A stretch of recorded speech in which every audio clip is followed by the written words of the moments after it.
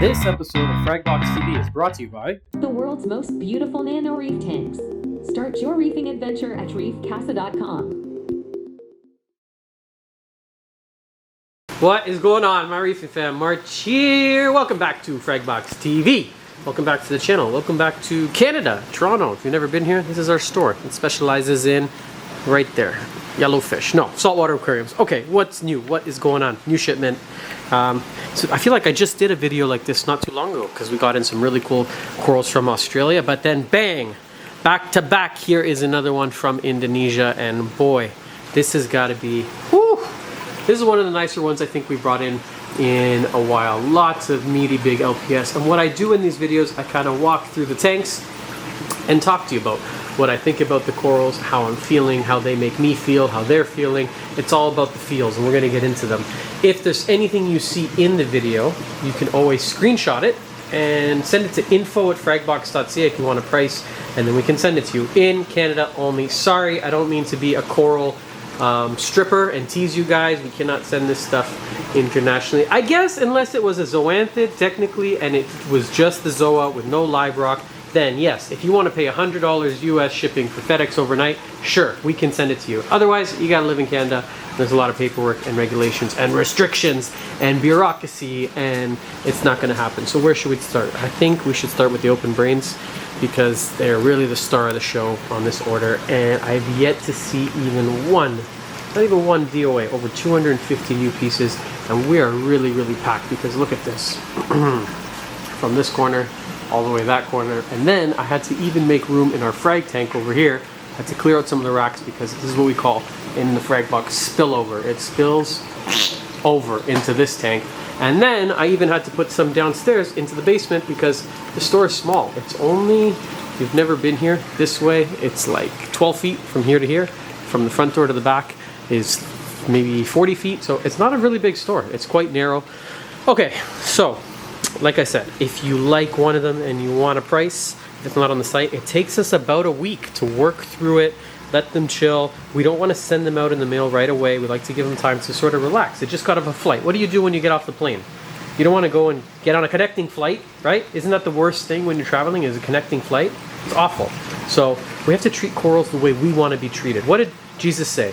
Do unto others that you want done unto you. Anyways, I'm not going to pretend like I read the Bible. What I'm trying to say is we need to give the corals a chance to chill out because they are under stress from shipping, and then we can give them some time to grow up. One of the staff here just asked me, what is my favorite piece in the shipment? That is an unanswerable question. There's no way I could pinpoint, actually, never mind. No, there's no way I could pinpoint one piece and say that's the nicest, because they're all really unique and just fantastic. I can't believe actually these were in bags for 2 days. So if you ever thought about ordering online and you're worried, oh my god, corals in the mail, they're gonna die! They're not. They're usually not. And if they do, we cover them with a 7-day arrive alive guarantee. But look at this. Look at how many we bring in. This is thousands and thousands of dollars. A shipment like this, you know, we're probably 25-ish, sort of, maybe $1,000 into it. So we take quite a big risk. And look how well they ship. Look how they look. And when they come to you, they're only going to take less than a day. These ones are taking up to 2 days. Man, these open brains, just incredible. Every single one of them, just perfect. And they're big. So I try to get smaller ones for people with smaller tanks, like, what's that? Hold on, sorry, 1 second, over there. Boom! Reef Casa, Studio 12 gallon, looking sexy AF. So nice. People that have smaller tanks like that. How come our sign is not on? We have a nice light up sign right over there. There we go. Sign is on. How I like it. Yeah, so I try to get smaller ones, but sometimes it's just simply not possible. Look at this. Can't wait for this guy to open up. Another beautiful sign area. I'm actually about to shoot a video on how to keep open brain corals. It's going to be a really short and easy video because the coral is really, really easy. I could probably sum it up in about 10 seconds.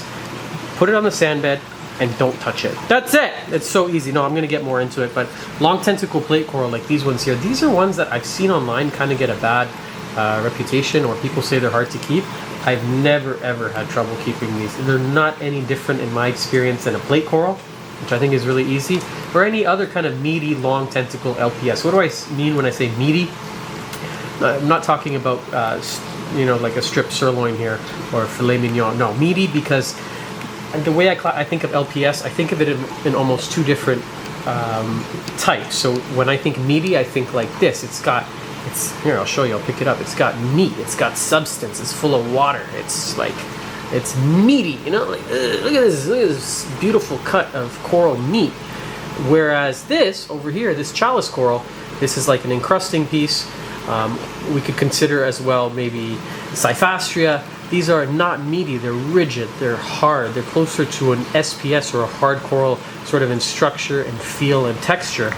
So I guess acan would be something sort of in between, like the skeleton is quite rough, but then you get these beautiful polyps that will come out of it. Same with, you know, like flower pot, they have that kind of hard skeleton structure, and then the beautiful, this is a good transition actually to go over to flower pot corals. They have the beautiful tentacles that come out. But when I say meaty LPS, I'm talking about like acanthophylias, like this stunner right here, this monster. Cynarinas, Indophilias, these ones here, just incredible. These are what I would consider meaty. So that's what, I'm just trying to give a little bit of context to the vocabulary I use. It's not scientific. Blah, blah, blah, blah, blah. Words are hard today. Describe these kind of corals. The flower pot.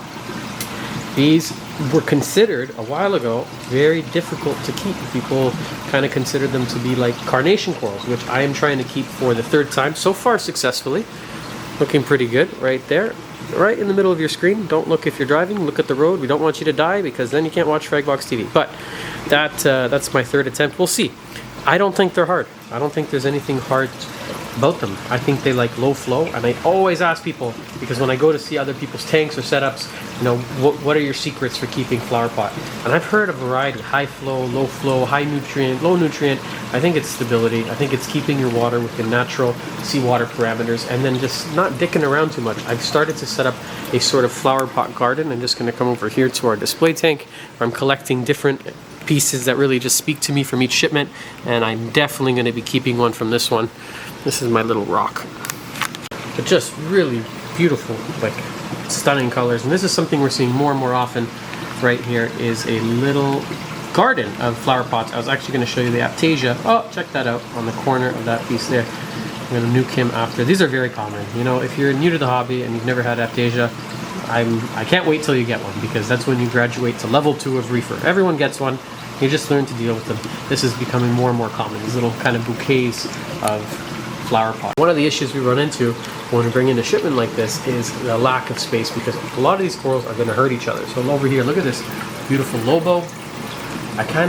What I do is, he's very aggressive. He's going to sting everything else. He's like a meathead, you know, he just wants to fight. Yo bro, did you just touch me with your tentacle? Yeah man, I did. What you gonna do about it? Lobo's gonna kill you is what he's gonna do. He's a murderous coral.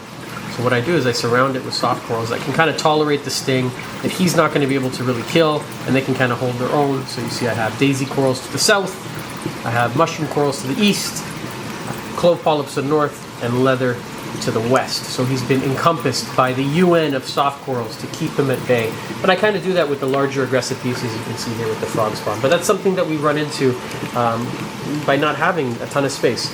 What I try also to do is organize them by species. So you can see here, frog spawn and hammer directly touching. People say you can't do it. Those same people don't know what they're talking about. They are absolutely fine. Don't let the skeletons touch if they don't have to, but tentacles is not really going to hurt each other. But really nice collection of some different hammers. Look at this one.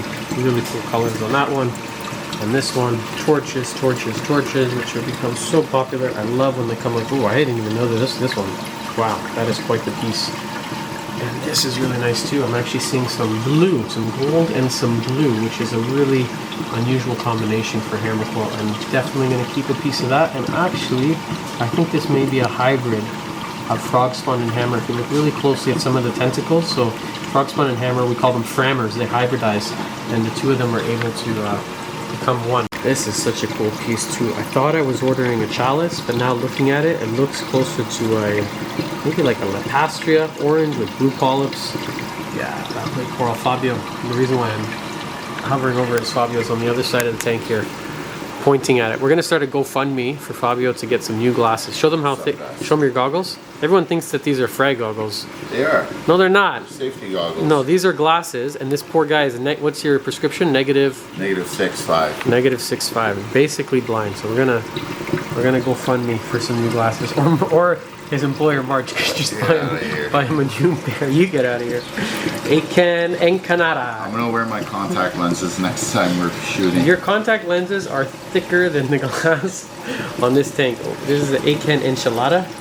Very, very aggressive coral. What else do we have over here? Soas are crazy. Such a nice mix. Look what they do in the wild. They're all friendly and they live together and they intermingle. Little cities and communities of zoanthids. So freaking cool. Fortunately, they're all gonna get chopped up because we try to offer them as colonies, so they're about 150 bucks Canadian. Works out to maybe like 100, 110 US, and they don't sell. But when we do little itty bitty frags at $40, everybody likes them. So that's not a hard decision for us there. And they're really easy to frag. The rocks, I like them from Indonesia because they're quite soft. I know it sounds sort of counterintuitive, like soft rock, but they cut on the bandsaw like butter. My eye keeps coming back to this piece over here. This long tentacle plate coral. I don't know why. When I look at the tank, this is the one that's speaking to me and drawing me in. I think it's because there's only one here that is really like that. I'm gonna do one quick top-down shot before we wrap it up in case there's something I missed that you'd like to ask for a price on. Again, it does take us some time to work through, so please be patient with us. If I'm not here and I'm gallivanting across Germany, just speak with one of the staff, ask them for a price. I'm gonna try my best today to do it, and then they're gonna have to text or email me, and you know, don't get your panties in a bunch. No, that's not a nice way to say it. Just be a little patient with us. We're gonna try our best. And don't forget that this is a hobby, my friends. It's supposed to be enjoyable. I think sometimes we forget that and we let it stress us out a little bit, and we lose sight of what the whole reason behind keeping these is. It's to enjoy it. It's to relax. It's to have fun, and it's to do some underwater gardening. Okay, that's it. We'll wrap it up. We'll see you back here on the next one. Bye for now. Between these three, even though we wrapped it up, this is like the Marvel bloopers. I think this got to be the one. Which one? I'm gonna go with 98 for my favorite. Interesting that you didn't say 97. 90s. Just, it's a little inside joke. Fabio's favorite number in the world is 97. Okay, that's it. Bye-bye.